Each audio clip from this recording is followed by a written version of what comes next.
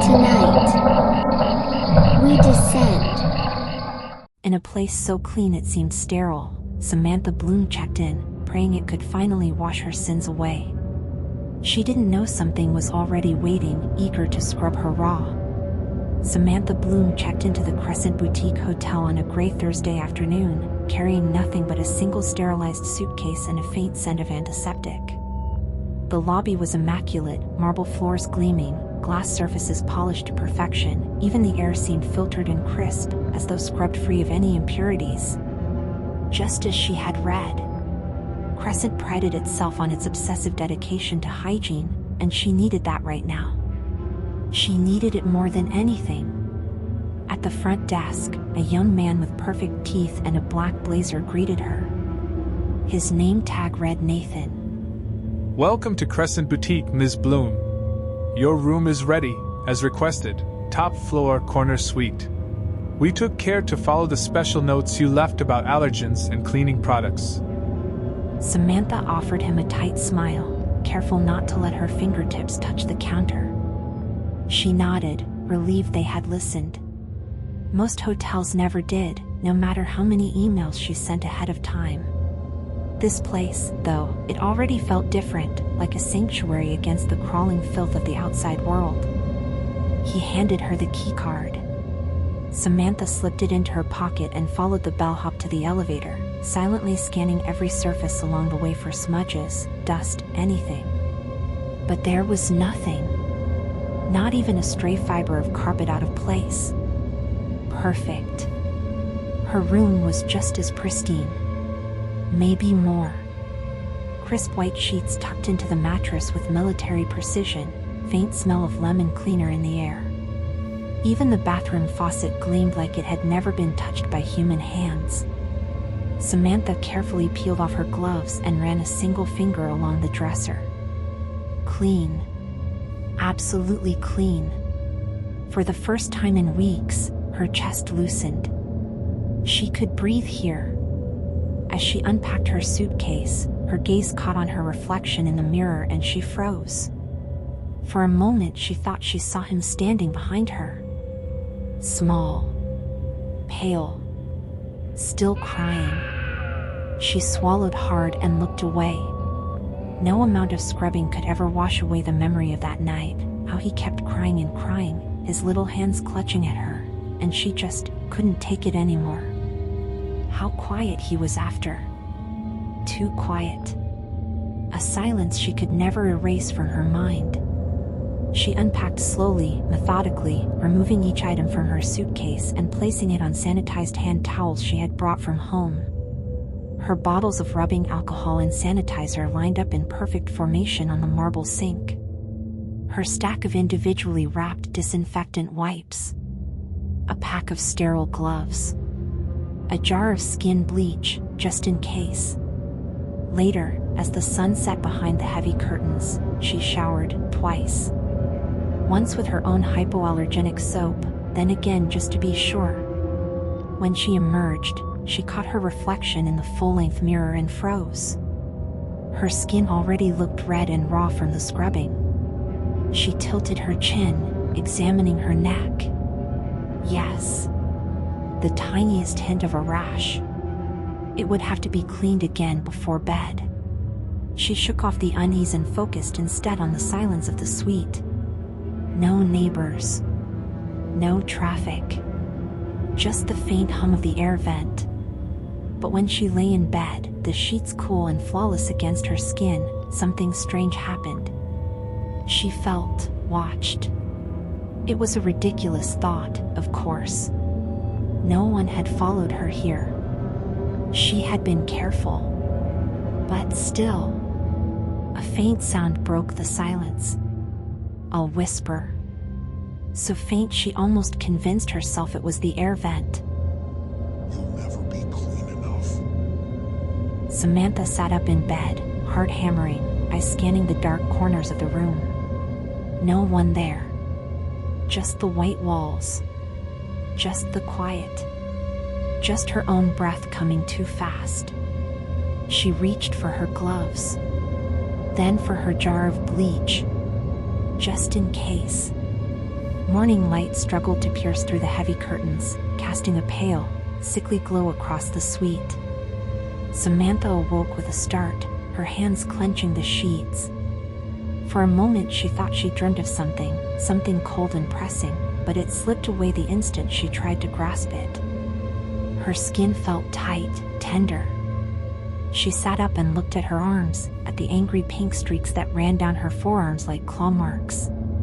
But there were no claws.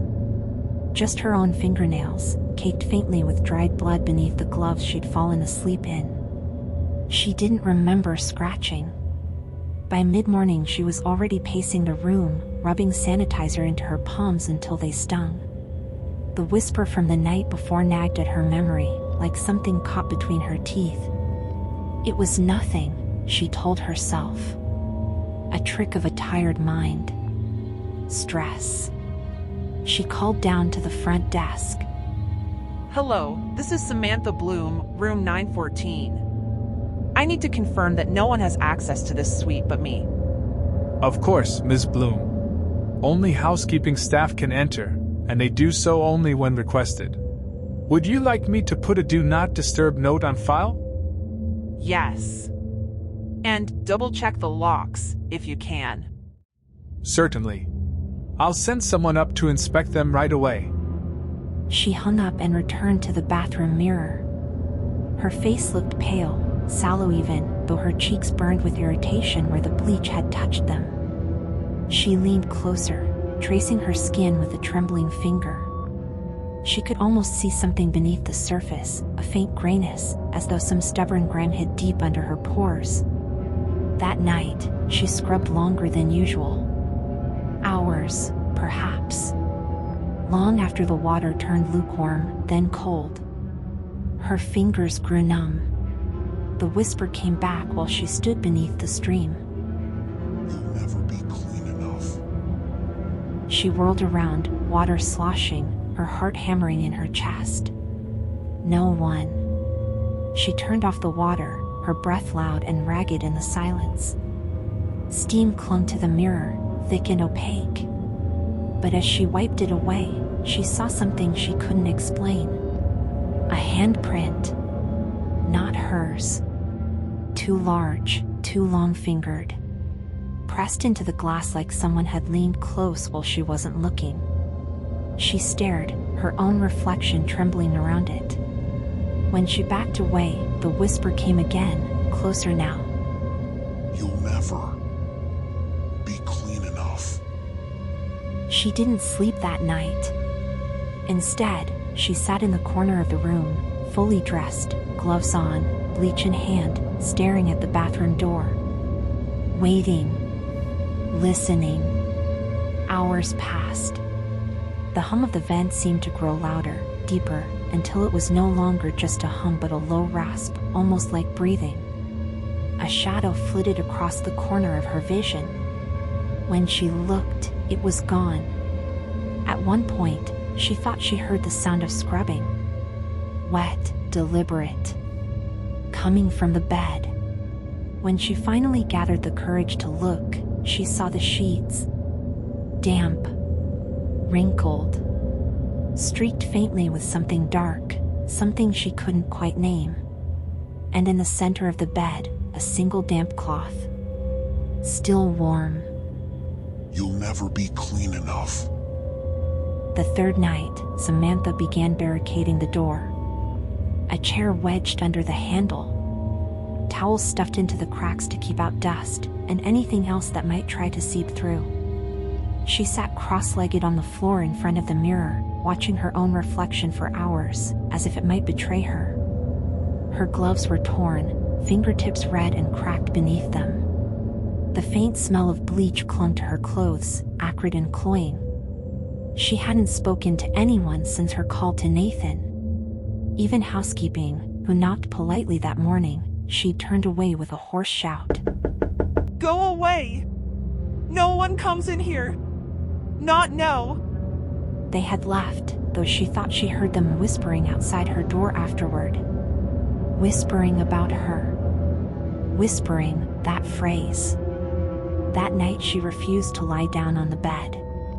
Instead, she sat in the corner, knees pulled tight to her chest, jar of bleach in her lap, a wet cloth clutched in one trembling hand. The whispering started early this time. The same words, but louder, more insistent.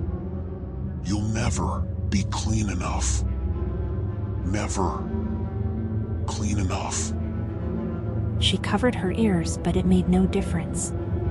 The words were inside her now, echoing through her head, under her skin.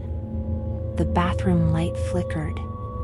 A shadow stretched out from beneath the door, long and thin, as though someone stood there, pressed flat against the wood. Samantha scrambled to her feet, backing away. The jar of bleach slipped from her hands and rolled into the shadows. The cloth followed. She heard something pick it up, wet fabric dragging against tile. The shadow under the door moved, crawled. She stumbled toward the window, fumbling with the latch. But it was stuck. Her hands slipped uselessly against the glass, smearing streaks across the perfect surface. She could see her reflection, no, not hers anymore. It smiled. Its hands pressed against the inside of the window, palms flat, fingernails blackened, skin gray and cracked. Filthy. Rotten. Disgusting. She screamed. But it came out small and hoarse, like all the air had already been scrubbed from her lungs. She spun around, but the suite was empty. Silent. Just the whisper in her ears. She felt it then, a cold, slick touch at the base of her neck. Fingers. Scrubbing. Scrubbing so hard her skin burned. She tore away, running for the door, yanking at the chair to free it. The towels spilled onto the floor. She threw the door open and stumbled into the hallway, breath coming in ragged gasps. But the hallway wasn't right. The pristine white walls were streaked now, smeared with gray handprints and faint trails of something dark and wet. The light overhead flickered and buzzed. And at the far end of the corridor stood something tall and thin, hunched over, its hands working furiously against its own flesh, scraping and scraping. It stopped when it saw her. It smiled. You'll never be clean enough. Samantha backed away, colliding with the wall, leaving another streak behind her. It began walking toward her, slow and deliberate, its fingers leaving wet streaks on the walls as it passed. Behind it, the other doors along the hall began to creak open, one by one. More figures emerging, each whispering the same words, their eyes fixed on her. Their nails black. Their skin raw. Samantha pressed herself against the corner, sobbing now, as they closed in around her. The figures closed in, whispering in unison, their voices dry and scraping like sandpaper on glass. Samantha's breath came in short, shallow gasps as she pressed herself further into the corner, wishing the walls would swallow her whole. Her gloves were gone now, ripped away in her frantic scramble, and her bare hands felt filthier than they ever had. She couldn't even tell what was hers anymore, what was sweat, what was blood, what was something darker. They stopped just a few feet away. The tall one, the first one, knelt, its long fingers reaching out to caress her cheek. The touch was cold, wet. It left behind a dark streak as it drew its fingers down her jawline. She whimpered, flinching away, but there was nowhere left to go. Filthy. Vile. And then it began. The others closed in, their hands scrubbing at her arms, her face, her hair. Water, or something like it, poured from their palms, slick and icy. Samantha screamed as the skin on her arms burned, raw under their relentless touch. Their whispers filled her ears, louder now, chanting, rhythmic, impossible to block out. Never, never, never clean enough. Never clean enough. She writhed, trying to push them off, but their hands held her fast.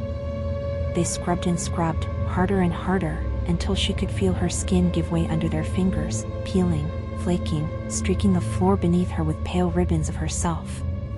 Tears blurred her vision, but she caught glimpses of the others' faces, blank, gray, grinning. One of them leaned in close, its blackened eyes inches from hers. Almost there. She gasped and choked, her throat raw from screaming, her body weak from struggling.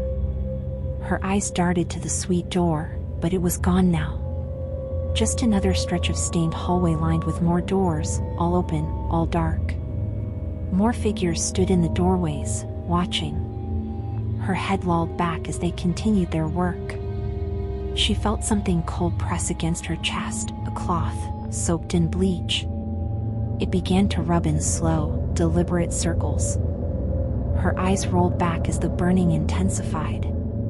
Then everything stopped. The hands pulled away. The whispers went silent. Samantha lay on the floor, trembling, staring up at the ceiling lights that now hummed softly above her. She raised her hands. They were spotless. Pink and new, almost translucent. Not a blemish, not a scar, not even a freckle remained. Her breath came in sharp, shallow gulps as she slowly sat up. The figures stood around her, their heads tilted as they examined her. Their smiles widened. Clean enough. Samantha felt tears of relief prick her eyes. She'd done it. She was clean. Finally. The figures began to retreat, melting back into the doorways, fading into the shadows one by one. Only the tall one lingered, watching her with its empty black eyes. Then it too turned and disappeared, leaving her alone in the hallway. She stood on shaking legs, pressing her pristine hands to her face, then her arms. Clean. Clean. She almost smiled. But then she saw the floor beneath her. A dark, wet streak stretched from her corner all the way down the hall, smeared and glistening under the fluorescent lights. It wasn't water. It wasn't bleach. It wasn't anything she wanted to name. And as she stared, the whispers began again, soft, distant, echoing down the endless corridor. You'll never be clean enough. She sank to her knees, staring at her flawless, raw hands, and began to scrub.